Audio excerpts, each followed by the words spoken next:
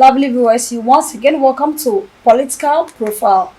And today we are with the man whom everyone wants to hear from when it comes to politics. He's also a politician, and this man has been in the military for several years, and he's a retired military officer. He was born on 14th February 1937.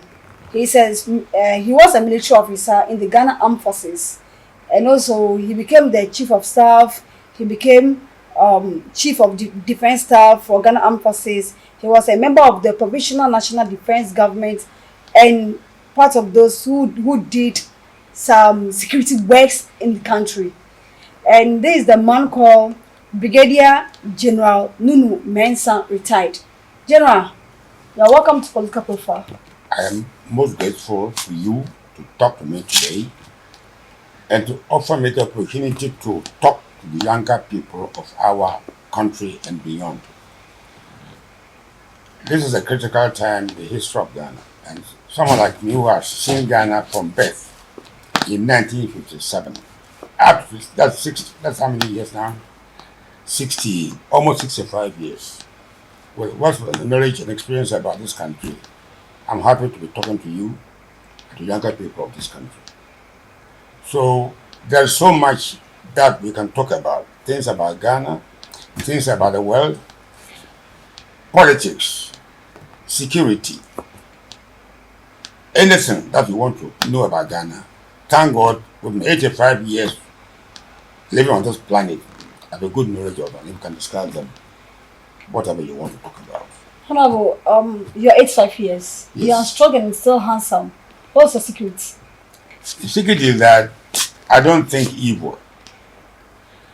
Whenever I think, I have something positive, something nice about human beings.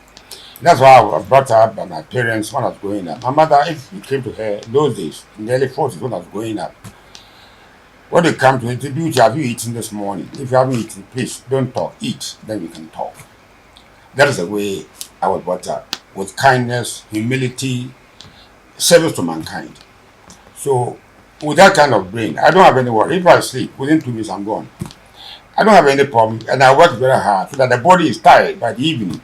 Once I hit the bed, I am gone. And so, I don't need to take any medication. In fact, I enlisted in the army in 1960, October 1960, 62 years almost ago. And I don't remember even going to hospital, either here in Ghana or I lived in Belgium for 12 years. See a doctor, no, I don't take medication. For 12 years now. All my life. Wow. The thing is that many of us are born healthily, but our lifestyle is bad. That destroys our health. Young people start drinking all kind of yellow drink, red drink, energy drink. These are all chemicals which are destroying your organs, your liver, your kidney, your heart, and so on. I don't do those things. So my organs are pure. They are not adulterated. They have not been damaged. So there's no need for me to take medication. So the body doesn't get sick. People see me and say, General, God has been kind to you. God is kind to everybody. But we don't manage our bodies properly. So we get sick and we blame it on God. God has done nothing. So that's my secret. Think no evil. Do good to mankind and eat healthy. Okay, do good to mankind and eat healthy. That's what General is telling us. General, where do you come from? Where you were born? Where you schooled before you joined the military? I was born, my parents were from, they are all deceased now, from Winneba. My mother's father was Water Ranger from Ketere, a fisherman who came to marry my grandmother. So my mother is actually half from Water Ranger. In fact, Warren's family is where Warren's mother and my mother had a relation. Yes, so I'm also partly a little bit of Ewe blood in me, not much like my mother. But I grew up in Winneba. Initially, if you know Winneba, it's all fishing. Going to the beach, the sea was just about 50 meters from my house. I could see the shape, the wave, hear them when they hit the shores. So fishing. He was a fisherman. Then, what I want to see, and the sea was very rough. I didn't like the sea at all. It was very frightening. So I said, look, I won't go to sea anymore. Let me go to school. My father traveled. When he came back, I was crying all the time. Early 1945. So what? He said, I'm going to go to school. But nobody was in school in your family. Everybody's a fisherman. I said, I'm going to go to school. And my father couldn't stop me, so I began schooling. The whole family, my father's brothers and their children, and my brothers and cousins, nobody was educated. I took myself, put my cut around my neck, and went to school in the cocoa shed. That's how it began. I never looked back. I never looked back. Parents were poor. My mother was selling fish, plantain in the market. My father, fisherman. How the hell do you go to school and educate yourself? But I was determined to succeed. Determined. Nobody taught me how to read or write. I was determined. I was fishing and schooling and doing all kinds of things, carpentry. So, if you describe me as a politician, you are wrong. I'm a farmer. I can weed, I can farm, I built this house in which we are talking. I built myself. There's nothing that man cannot do. When you set up your mind, I'm going to climb this through the roof, you can do that. But we don't have determination in us. We the younger people don't have that edge to succeed. You want money, you want land cruiser, you want a nice car. But how to sweat to get it? You don't want to do that. So it's all began in Winneba, early 1940s. Presby School. Actually, I and a few others, there's one Dr. Don Arthur, who was my classmate, 1945. We began the schooling in Winneba, Presby School, with 8 boys and 2 girls. And as if we were joking, we went through funny classrooms, went to Agona Sabah boarding school. Ended up in 1954, having done my middle school leaving certificate. There was no exam, just graded by your teachers. Free school, there was nothing to do. Okay, I want to go to secondary school. What do? I have to go and work. Which was a port. I used to go to the port, carry cocoa, cement, and every penny, every CD I earned, every peso I earned, I saved it. 2 years on, I was 20 years old, and 57. I said, go to school because I was getting old. I went to school. All these were under my own steam. As if I was ordained. See, people don't struggle these days. That struggle teaches you a lot of things about life. I can cook any food. Name it, I can cook it.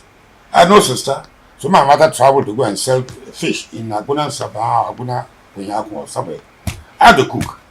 So my brother and I would make food and eat, and there's nothing I could not do. So that is how my life became full. There's nothing I cannot do today. Whether it's a carpentry, whether it's building, politics, a bit of it, military. So I'm a full-grown person. Just as I built myself, everything I did myself. So that's how life began. Then later on, when I got to secondary school, 1957, I was 21 years, almost 20 years old. I was quite a big boy.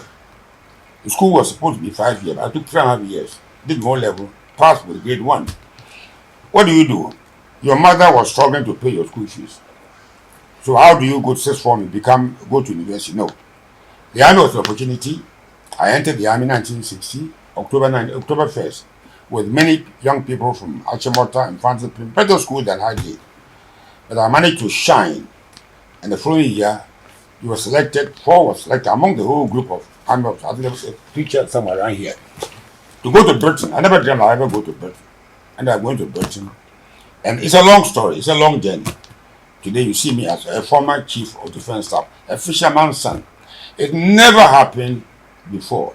A man whose mother was selling cassava at Makola plantain became chief of defense staff. It's through my personal struggle. And I will encourage young people today. They are full of, I want a big car. I want to buy this. I want to go and sweat it out and earn the money. Don't go and do anything kalabuli 419 and earn money. It's not the way forward. Okay, you have been in the military officer. So let's talk about security in this country today. Yes. Security in Gold Coast. Yes. Security in then Ghana, and security today and security to come. Let's see, comparing Ghana today to then Gold Coast, how do you see security? What I remember vividly from my early beginning, that my father's house, his room was never locked. Think about security. There was no fear of anybody stealing anything from you because everybody was happy with his life. When people are happy, they don't commit crimes. If they have eaten, the children, when children are hungry, then they cry. And then they feed, then they start snoring, sleeping, they're happy. That is security. When the environment is happy, fishermen eat together. If your wife didn't bring food, your cousin, there was 10 men 12 men in my house. They eat together. So if your mother didn't cook, you will still eat. So I'm taking security from a very basic level. People were happy with their lives. Hardly would we hear a thief, a thief. No, it didn't happen in my time. So because people were happy with their lives. But as time went on, our numbers increased. There were maybe 4 million people. Today we are about 30 something million people. The numbers have increased. But as we increase, we don't meet the needs of people. Needs for food for children, school for children, work for children. When they grow up, where to go? Actually, you go to university, get a degree, and don't know what to do with your degree. So security cannot be taken in a vacuum. If you take it in the context of your environment, if you are happy, you don't go and steal, don't go and fight. So that's how it takes security to be. It's something that is very basic to your life. Now, you yourself as a person has a responsibility towards your own security. Today, I sit down here and everything you see, I achieved myself. All my people depend on me for their food, for whatever they want. But it is wrong. You yourself must struggle to build your future. Then you have a government that we elect to manage the country for us. Whether it's NPP, NDC, Kwame Nkrumah government, whatever government. They have a job to manage the country in a way that young people will be happy with their lives. Very often, we don't manage the country properly. I say we, I'm not talking about Ghana alone. In fact, today I'm so disappointed with the management of our countries across the world. Whether it's not even in Greater America. Last year, about January 6th, we were trying to overthrow the revolution, the constitution in America, led by the former president, Mr. Trump. Today, there's war brewing in Ukraine between the West and Russia. All these things are because people everywhere are not happy with their lives. People are running away to. If you go to American embassy today you I pass every day. People are sitting on stones trying to get a visa to go to America. Go to America and do what? There's nothing America has got that we don't have in Ghana here. We have oil, we have gas, we are intelligence. Just that we don't have people good enough to lead us out of this chaos. That's the problem. And if you live properly, if you are managed properly, you don't have any concern, you don't have any anxiety. I have no anxiety. I went to school, nobody paid my fee. Nobody ever paid my school fees. I paid myself. So security then was sort of a beautiful, fewer people, hard working. But as time came on, today, young people you see in the streets, they are driving big vehicles, as if a vehicle is what? Is God. Rather than find a house where they will sleep, they will buy a vehicle, they have no way to park the vehicle. And the business vehicles are very expensive in terms of maintaining them. And they have to then live a 419 life, be able to maintain that high level of life. Today, I'm going to eat Kenke, one city, I'm quite happy. I've been eating almost 85 years of life. It's beautiful to me. So, security is something that is your concern, my concern, government concern, which we have to work together. Today in Africa, we have a problem in Burkina Faso. We have had our share of revolutions and coups, the June 4th and whatever, all kind of things. It's all because the people in the country were not happy with the way they were being governed. Today, Burkina Faso, there's a problem there. Took out the president yesterday, locked him up. Why should they do that? They're using some statements. Not happy with what is happening. We in Ghana have to be careful. We in Africa have to be careful. We everywhere must be careful because people are angry everywhere. So looking at Burkina Faso coup d'etat and also looking at Guinea's coup d'etat, do you think coup can happen in Ghana here? Today, as I see, yesterday I gave an interview to somebody about this time, a bit earlier. Then there was a fireworks. I thought it was a gun. So I cut off the interview to see what was going on. It shouldn't be the case. People are anxious about life. People are worried about life. They're afraid. If today, if we are in my house here, I see fire in the next house, in the other house there, I should look for some water in case my house also start to burn. There's a saying in P, who are about to say, beer. Now, whatever about to say, get to more. Look for water to put off yours. Which is that Ghana is not fine. Ghana, as I knew it, is not fine. When young people cannot get jobs to do, there's a problem. When young girls are roaming the streets in the night, doing the things which are unwholesome, It's a problem. But the people around the country must take it as their responsibility to cater for these people. That's why we elected them. So if you don't take care, what happened in Burkina Faso happened in Cote d'Ivoire a few years ago. But I don't know the exact date, but President Mensah was maybe 2010 or there about 11 when the problem started in Cote d'Ivoire. Ghana was going to go to war in Cote d'Ivoire. I told President Mensah, don't go to war. I advise him. He called again and then what do I do? I said, that war you're going to go into, the pressure on him by the current administration, then they were in a position to go and fight. So the war is not a tea party. It's not, you want to go drink beer and wine and dine. You want to kill people and your boys to be killed. If you want somebody's house, go Mensah, and the mother's crying, Mr. President, who are cooking this war you fought, purpose you fight the war. Is this my war? The Wufie as mind your own business. Leave them. Call Babo, call Kapatara and talk to them, advise them. So though I joined the army, I'm opposed to violence. Violence must be the last resort. You go to war, the Bible says, Matthew, Christ said, if you have a problem with your brother, don't start fighting. Settle it. If you can call some elderly person and let them settle it. If you can't do it, then you go to court. The procedure you do, you don't start fighting. Because fighting is not a joyful thing to do. So Ghana's actually development has been, it's been getting worse. But we are afraid to say it because we fear if you say it, you are either against the NPP. No, I'm not against anybody. I'm pro Ghana. I'm for Ghana. As I sit here at 85, you ask yourself, all your friends are no more. No later you'll be gone. What kind of country are you living in? Are you happy with the country? Where young men are roaming the sea without jobs? You know, where they have nowhere to see. Go and work at Tudu. People are sleeping there. Go to Makola. Now they've been toilets for them to use. I know what I thought. I go there, I see it. I'm not something I'm dreaming to see. I see with my own eyes. Okay.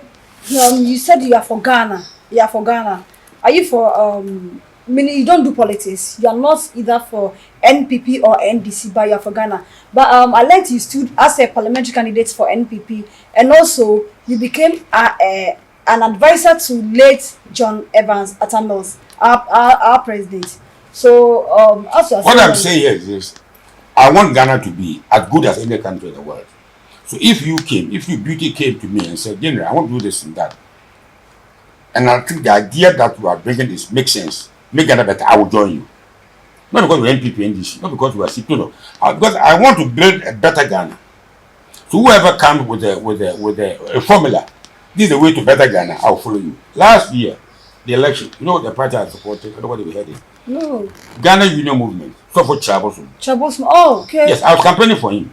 So did he have a position in his party? I was sitting one day and then my nephew told me, there's a man that speaks like you. This is a priest on Odoko Road. Yeah. So one Sunday, I drove there. I said, I've come to listen to you. What are you talking about? I said, I'm with him for about 2 hours. And when he spoke, I liked the message. It's like the Bible. You go to church, because there is a priest who preaches in a way that you like it. You go to that church. The message was simple. Go back to Nkrumahism. Because when Nkrumah set up all these things that Tama Harbor, the Ghana Airways, and Ghana, almost all of them, and Ghana was rising. Then the white people, with the help of other people in Ghana, destroyed it. And since then, of other people. Okay, the opposition party joined. One day the coup against Nkrumah.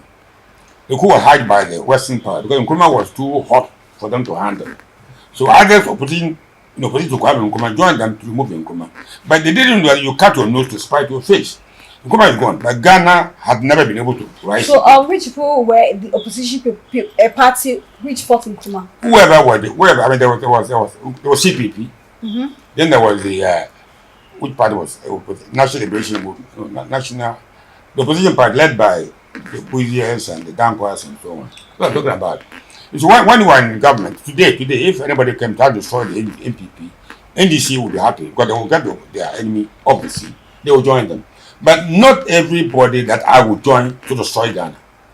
So the opposition, whoever got the idea, after the war was thrown by the army, Kanakotaka and Brigadier in those days. I was here. I was a captain of the army. I saw all of it. But it's gone. Nkrumah is gone. You can't bring Nkrumah back. So I'm saying that I don't join a party because I'm being politics. I'm doing a politics because the party has a message that when you go to church, the man preaches, the priest, whoever preaches, you learn the message, you go to church there. And I don't join because it's MPP, it's saying this. I joined MPP in 1996, student Winneba, for the MPP. I wanted the platform to go to parliament and voice out what I see wrong with Ghana. I'm not a politician. I'm a soldier, pure. If I do politics, if I follow Sabosun, because he had a message. It was a beautiful message. If you follow Ghana, will be somewhere. But Ghanaian didn't understand. I will never give you one person because to vote for me, I will never do it. Bribe you to vote for me, I don't want power. I want the power to make Ghana a better place. Not power to buy a Land Cruiser, not power to buy a big car with air conditioning. No, I don't today's politics is not like that. If you want to be an MP, you have to do some things for your constituents.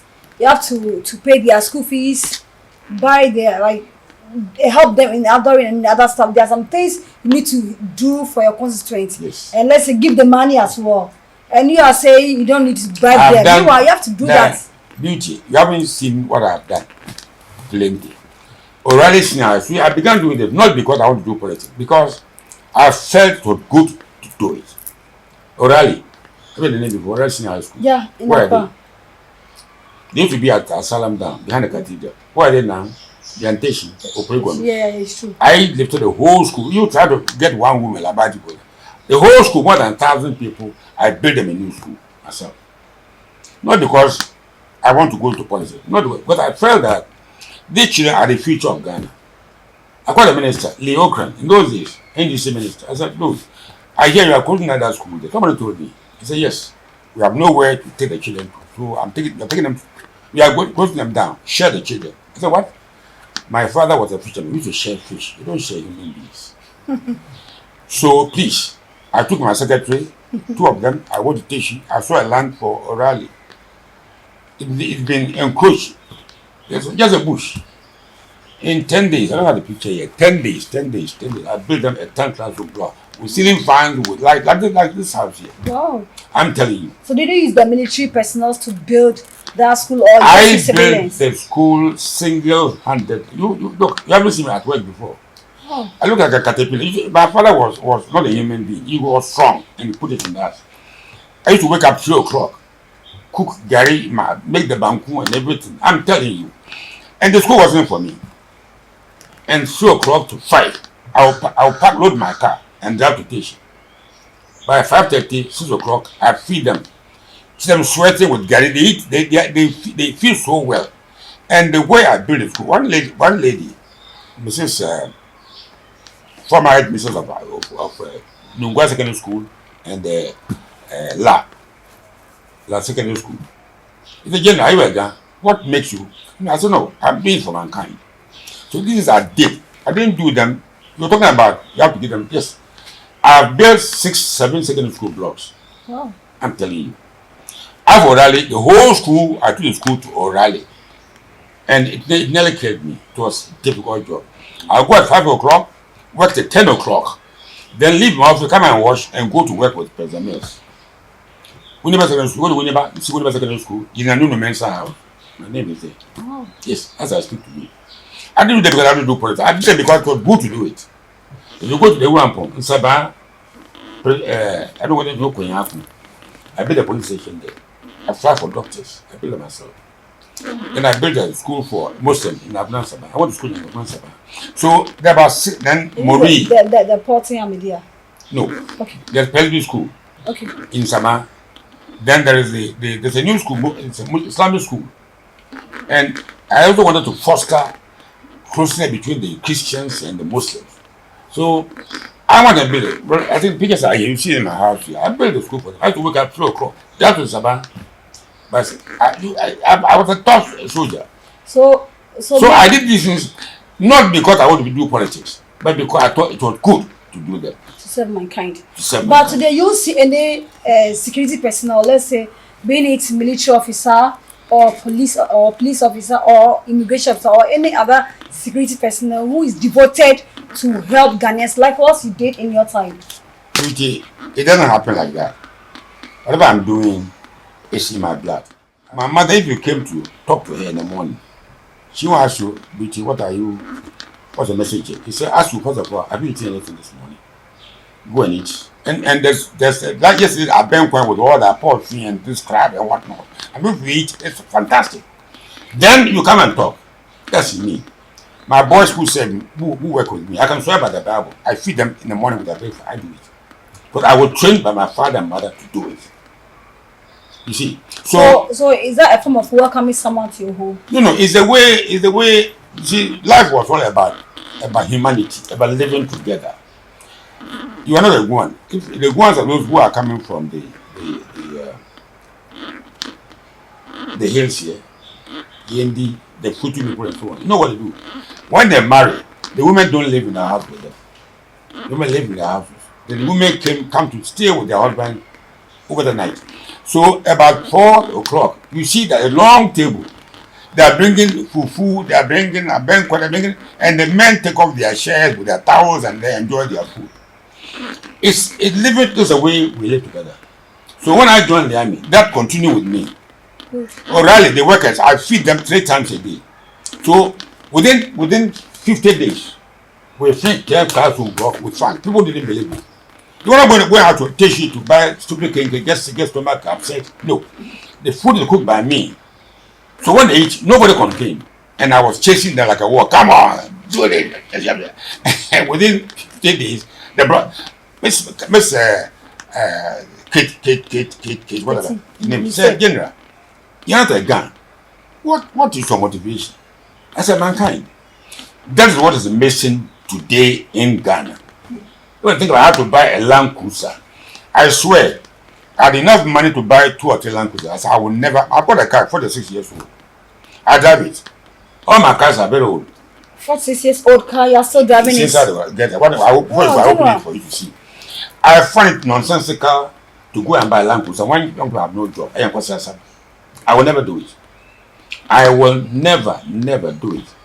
This house, I stayed as chief of defense staff. I built it myself. I built this house myself. So I'm saying that we don't have. You asked me a question. It's not happening today. Like the people that we're having today are different. People are Ghana. I think you are living in the past. Ghana has changed. No, the time has changed. What I'm talking about, it will never happen. That somebody go and build a school. No, people have gone to Achimota, Infantiton, Temple College, Adisata. I've not had anybody, not even one. But I built 6, 7 schools, I'm telling you. Then you went to school at Winneba, let's assume a semi-deprived school in Winneba. Yes. But yet you'll be able to do something for Ghana. I felt I went to a very hard life. I didn't want that hard life to repeat itself. So what do? You tackle the problem. Don't blame the government, don't blame the government, don't blame Mama. You go and do it yourself. You can do it. Go and do it yourself. Or rather, if I go to Rwanda, they do Mensah. My name is everywhere. Okay, General, let's talk about ECOWAS. ECOWAS security. How do you say security in Ghana and also other African countries and the neighbors countries around us? Let's say the Burkina Faso, they are our neighbors. Yes. As coup has taken place over there. We need to be worried about it. We need in Ghana here. You see, I said earlier when we started, school is not something that you can discuss in isolation. Where people live, life is becoming extremely hard. Not only in Ghana, in Togo, Cote d'Ivoire, but across the world. Today, I've lived in America for years, I've lived in Canada, I've lived in Britain for 12 years, I live in Russia, I live in India. So I understand how life has become hard. So you cannot separate security from our livelihood. I said if people are happy, a child eats a banquet, you see him snoring. Like every human being. Look, last week, I have a heart at Nunoo. My brother's granddaughter was staying in the house there. She's working for doing a national service. Somebody passed behind the window, cut the net, and I don't know whether you've heard it before. They steal mobile phones, put some glue. I don't know whether how they sweat mobile phone, and then took and lifted the mobile phone into the outside there. And they caught him, they whacked him, beat him, and I felt sad for this young boy. He's hungry. Assuming this young guy was my daughter, my son, or my grandson, I felt sad. Not because At first, the way they beat him is somebody's son. But it's not his fault entirely. Those of us who are supposed to manage him, to be able to get work and live a happy life, we are not doing it. So what's happening in Burkina Faso should be of concern to us because it can happen here. It can. It began with Guinea, Mali about the share, Burkina Faso is getting close to us. If I live here and I see the houses are catching fire and I'm stupid, then I'll sit there and say, I'm farming. I have to look for some water. So let's find what is the cause of this upheaval in our sub-region. What's happening? Nigeria, Boko Haram took from girls were taken from maybe 7-8 years ago. Where are they? They haven't found them. There's a government there. They haven't found these girls. If one of them was my daughter or granddaughter, would I be happy? No. So we those who are running the countries in not only in West Africa, not only in the world, everywhere should be concerned. Unfortunately, people don't care anymore. Unfortunately, no, people don't care anymore. I was in school, 1959. I went to school very late. I was 20 years old when I went to school. And a lady came to the school, Nkuma brought a lady to the school to run the school. This lady was single, a white lady. And I served her with all my heart. I was a boarder, but I would go to the house, clean the house, everything there. Today, someone comes to my house, they come and steal something in my house. Today, they will steal. My boy in my house, they were stealing my things. One day, my school fees had finished. I didn't know where I was going to pay the school fees. One day, whether God spoke to her or not, one day someone called me and said, Nunoo Mensah, who pays your school fees? I said, my mother pays my school fees. My mother, what does she do? And she said, cassava, plantain in the market and fish. That's what she does and pay your school fees. No. She didn't believe me. It is true. It's not true. I pay my own school fees. The money has finished. But see, this world, I'm not a staunch church goer, but I believe in God. I believe very strongly if you did a good, God is always there to help you. Goodness and mercy shall follow me all the days of my life. Something they say. People call me and say, where's your mother? I said, she's in the town. Say, Monday morning, bring your mother to my house. I will take her to Accra and get her a scholarship. I swear. I'm quoting you. My mother, I came with my mother. She drove her to Kokomilemi, kind of because I know days there. Whether in the compound, she went out to a big house. When she came, had a paper in her hand. That's your scholarship for your daughter, for your son. That's why that brought me here. Today, these young people don't want to work. And it's sad. We, the leaders, must teach them the way, the right way. Otherwise, when we are gone, land of our birth, we pledge to thee. We pledge to thee our strength, our everything. And when we are gone, and we go one day, my people see my classmates, they are here. They all come, but they can't finish. There's a photograph there with all my classmates. That's 60. Most of them, they are dead. They are gone. So, can you mention some of your classmates' names? Those who are living today, and many of them, they are no more. There's one Colonel Adi. You wouldn't know him. Those who are living today, for some reason, none of them is mentally sound, physically sound, like I am. People say, yeah, for you, God has protected you. It's not God who has protected me. I've taken good care of myself. Then here today, riding Land Cruiser with air conditioning, they won't come down, they have a TV, remote control, they won't even get up. And your body to be sound, your body will get rotten because the bones have to be exercised. Your liver has to be exercised, your kidney has to be exercised. We do nothing. Okay, General, let's talk about Parliament. Nowadays, you see our MPs fighting in Parliament. You being a security personnel, you also saw the military of personnel entering the Parliament with their guns and let's say, yeah. And is it a good thing to do, or it's not part of our law? You see, unfortunately, politics has now become very dirty. When I was growing up, I saw politics as a public service, like going to church, as a holy, job to do to mankind. Today, people go to Parliament to buy a big car. See, not because of the young people who are unemployed, no. When I was getting up to go and rally, as if the school belonged to, I went to Konyaku, water the flowers at 1 o'clock in the afternoon. I want to do something, leave a legacy to the old young people to come and remember me when I'm gone. No, not today. They go to Parliament to get a party to win the power, do whatever crooked means to get power, and buy Land Cruiser. So they don't think about the people who voted for them. People have to think next time when they are voting because they don't think about you. Otherwise, how do you go to parliament and begin to fight? They fight because they want power, able to control the economy of the country to do what they want to do. That's what they fight. But because if they went to parliament with for the young people who are unemployed and so on, they will come together and find a way to make Ghana a better place. They are not. And it's only in Ghana. This fighting, if you want around the world, fighting goes everywhere. America, they were fighting in the capital, led by President Trump last year, October 6th, sorry, January 6th. And you find it many other places. So the world has become a funny, terrible place. And I get sad that the world has become like this. That people who are running the government in whatever country are not there for the purposes of helping the young people who voted them to power. So as you were in Ghana, you were in Gold Coast. Yes. And Ghana by then and Ghana today. So how do you see Ghana tomorrow?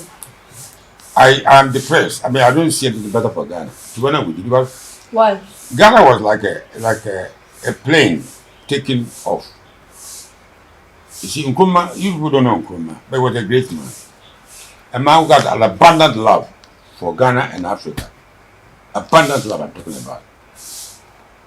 One day I was traveling with 1982, April, from London to Accra, with Madame Fateh Nkrumah. Next, like I'm sitting with you. We talked the whole first 6.5 hours. I asked her, Madam, are you telling me that your husband didn't leave you any property in Egypt or Ghana here? It's not even one small room to cook to eat. What he told me. It's a fact. Nkrumah was building Ghana for everybody, not only for his wife and children, to have a hotel, have a big car, a big no. Nkrumah was building Ghana for people like me to have a better life. So when Nkrumah was brought down in 1966, Ghana crashed. And Ghana has not been. I'm telling you, we have done, then after Nkrumah came the NLC, then our champion, Rollins came 2 times. Still, we are struggling. Before he died, Rollins, I used to go to him. There are pictures here, sit down with him. Yeah. And he looked very sad. I asked him, what is making you sad? You did your best, you did what you could. But Ghana is a hard place to. I'm sure that he died, people say with COVID-19, all kind of things has been said. But also out of broken heart. He was broken. He thought he could change Ghana, couldn't do it. But we are very hard, difficult people. If you brought a tiger to come and rule us, you say you want democracy. Democracy comes and they are doing through it right light. They don't care. They are paying the food. When they run a country like that, that country is not going to succeed with that discipline. So how was Rollins redeemed when you worked with him? Because you were with Nkrumah and you spoke a little bit about Nkrumah. Yes. How was Rollins redeemed? Rollins was a little young man when I was in the army. I was Brigadier 1978 when I first saw Rollins, Chief of Staff at Burma campaign. A young man. I didn't know him, but he knew me a lot. And one day he was telling me that one day he knew me. He feared me. Because I never spoke. And army officer didn't speak much. Until I had some devilish ideas in my head. When he got to know me, he thought I was a wonderful man. We became quite close. If I got to know him when June 4th took place 1979, I didn't know him. I didn't meet him. I never talked to him. Then when power was taken by the young people, and I became Chief of Defense Staff, appointed by him, I had to work with him, and I got to know him more. He was somebody, I would say, idealistic, trying to do something good for Ghana. He didn't know how to do it. He brought people to come and help him build a better Ghana. Many of those who came to help him didn't come to help him. They came to make money for themselves. And he was disappointed that people that came to supposed to help him, rather came to help themselves. So he was a man not evil, full of evil, no. A man that thought he could, I'll probably say he was probably too simplistic that, oh, you can change Ghana. No. Women were being taken to Makola and were being raped in those days. You heard this. Yeah, I did. That didn't change. You have to change the minds of the people, not through force, but through leading them. Leading them by example. There's a story in Britain, I don't know whether you follow it, where the Prime Minister is said to have had a party when there was a total lockdown. He said, didn't know that there was a lockdown. Or didn't know that. You don't behave like that. You're a leader, you make a law, you follow the law yourself. The others will follow you. You come in Ghana, you drive Land Cruiser, through red light, pam, pam, pam, pam. You want me to stop the red light? Who are you? Any better than me? No, you see, these are wrong. And in Ghana, that's convoy. When the convoy is coming, whether traffic lights or not, they have to pass by. They have to go. But you being a normal person, not in convoy, they also you might even though. No, not in your convoy. Single car with a policeman. We'll come through it. And I'm saying that this is not done in Britain, not done in America. No one's above the law. And when you are leading a country, you're a leader, you're a minister, and behave like that, you are encouraging people to be disobedient to the law. Okay, so let's go back to Rawlings. You said you became the chief of defense staff, CDS. Yes. When Rawlings became the president of Ghana. Yes. So by then, did you help him in the coup, join the coup time? No, I mean, 1979, our chief of staff was Akufu and others. Okay. So I myself was a target of the coup. How? In other words, I wasn't with the coup makers. I was. The Saharas have been overthrown by the coup makers, and because of my nature, they slaughtered the Nekote's house next door. Okote, Okay. Boachi, Amedumi, Olati Wellington, Utuka, all these were my colleagues. They killed them all. Yeah, they killed them all. I'm the only one who survived. I'm the only one. Why? So is it because your mentality was with Rawlings' mentality, or like you just had a grace to live? In this world, when you walk in the streets, if I should walk with that to Labadi or walk with you, will see people shout. General, they will just shout. Your life, people are watching you. Whatever you do, they are watching you. This house we are living, this house, you know how much it cost me. You buy white coconut to drink, the water is more than the price of this house. One coconut you drink is more than the price of this house. You live a simple life.